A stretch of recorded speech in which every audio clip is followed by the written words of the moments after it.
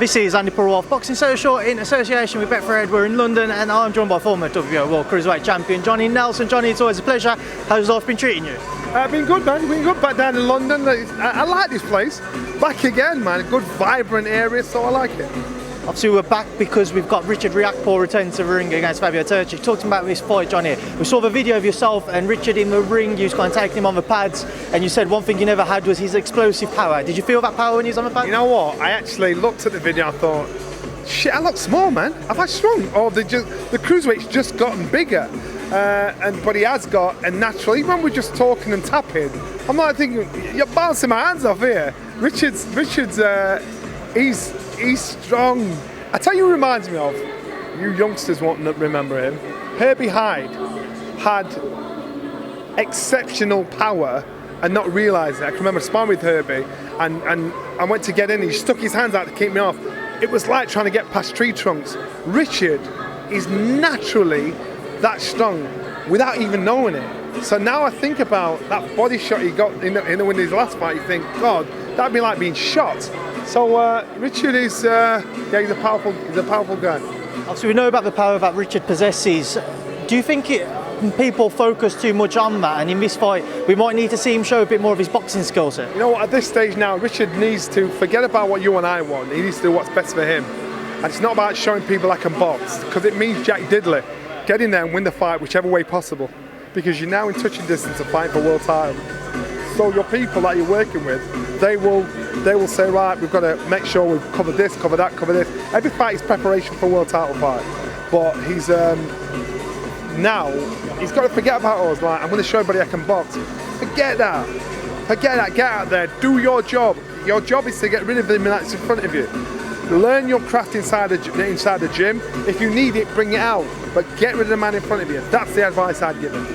So what are you actually expecting to see on Saturday night, Johnny, when they are in the ring? I'm expecting to see Richard warm into the fight, and Turchi southpaw is going to be awkward, unorthodox for him for a while. He's got to find a measure of him. I don't think Richard struggles with southpaws as that much, but I think Turchi would be in danger of leaving himself wide open for a straight right, straight down the middle, on the chin.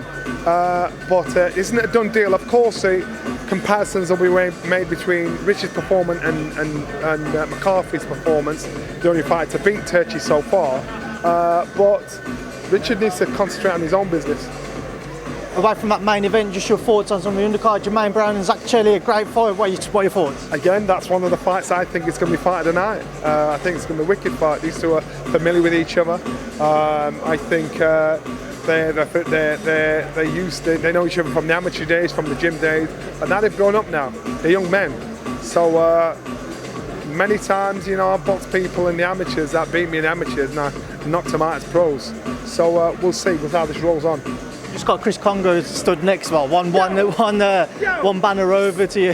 He's just ignoring you, Johnny. He's not ignoring me. Johnny, obviously, was going to come on to Chris Bay. You mentioned kind of comparisons people will make between Richard's performance against Turchi, what McCarthy did against Turchi. The same will go with Chris against Formella. People will make comparisons between his performance and kind of Ben's performance against Sebastian Formella. He'll have that in the back of his head. But the danger is looking at what you're proving to everybody else instead of dealing with what's in front of you. Of course it's going to be back in there. It's going to be in everybody's head as well. You know, that comparison's there. Connor's probably going to be watching this. You know what I mean? Looking at the fight. So he's going to think, you know what, I'm going to make a statement. I'm going to get rid of this guy, get this guy dealt with. You lot say whatever you want to say. I'm going to get my job done. And that's how he's got to look at it. Say if he was to stop him, say if Chris was to stop Sebastian on Saturday night, how close do you think it would be then to making a big domestic fight? That's politics. That's down to politics then. It's about, because don't doubt either fighter would want to fight each other, but that's politics. That's when you're talking broadcasting companies and promoters. That's the problem in our game, and that's what kills our game. So that'd be down to politics. Don't think anybody's shining away from anybody. I'm quite sure Conor would like to fight anybody, and so would Chris. So that'd be politics. Johnny, just away from this, I want to get your thoughts on a few other things. Devin Haney became undisputed champion on Saturday night. What did you make of his performance in his win? I loved it. I loved the boxing ability he showed, sweet jab he showed, nice pause control he showed. And actually, I saw somebody that actually ticked another box and say, I can box as well as fight. as well as punch. So yeah, wicked.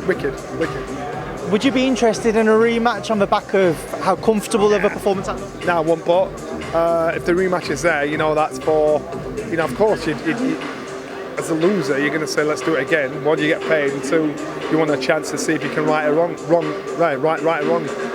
Bob Arum said he'd like to make the Lomachenko fight. What would be your thoughts if that was going? Devin Haney versus Vasyl Lomachenko. Good fight. I'd like to see Lomachenko in a fight like that.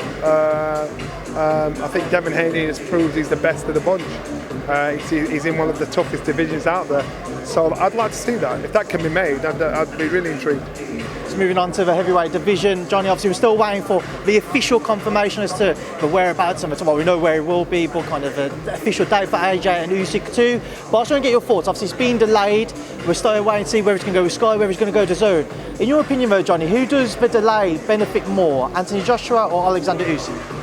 I think both fighters benefit from this fight. Obviously Usyk's, there's other issues going on in Usyk's home. For AJ, he's had time to lick his wounds and brood over what's happened. So these fighters now are in preparation. They're professionals, so the time makes no difference. I think both fighters benefit big style. It's obviously come out as well that he's linked up with Robert Garcia, as well. Robert Garcia into his camp. What do you make of that move? AJ's done what works for him, not what works for us. He's done what works for him, and if he's found someone that he respects and respects him, good on AJ. What do you think Robert will be able to bring out of Anthony Joshua, John? Well, that's what I'm saying. AJ's made that choice because he's obviously seen this guy can. They respect. Obviously, there's a respect there. I can learn something from you there. You're not hustling me, you know. So that works for him. So AJ, there's no way AJ's gone to him because you'll do. He's gone to him because there's something that he knows he can produce out of him. So he's made the choice for him. I've seen some comments from Robert talking about how, the team's trying to bring out more of a mental attitude in him, that there's just kind of like a mental block almost they've got to overcome with Anthony Joshua. Do you see what he's saying? Completely. Anthony Joshua can fight. Anthony Joshua, I think in the last fight, Brendan calls it 3 smart. So you can be too smart for somebody. 3 smart is you end up outsmarting yourself. So he thought, I'm going to go in there and box the boxer. I'm going to show everybody I can do this. He outsmarted himself. The AJ with the attitude, because he's got more experience now, the attitude of that AJ attitude that when he boxed Dylan White, that's the attitude he needs getting in there. That fight needs to come out and say, right then, this is what I'm going to rough you up. I'm going to get you uncomfortable. I'm going to lean on you, use my height weight. And you look at Usyk after the fight, he won, and he looked like he was hit by a truck. And AJ lost. So now AJ's got and he boxed the wrong fight. So now if he boxes his fight, he's got more of a chance of getting him out there than he did the last fight.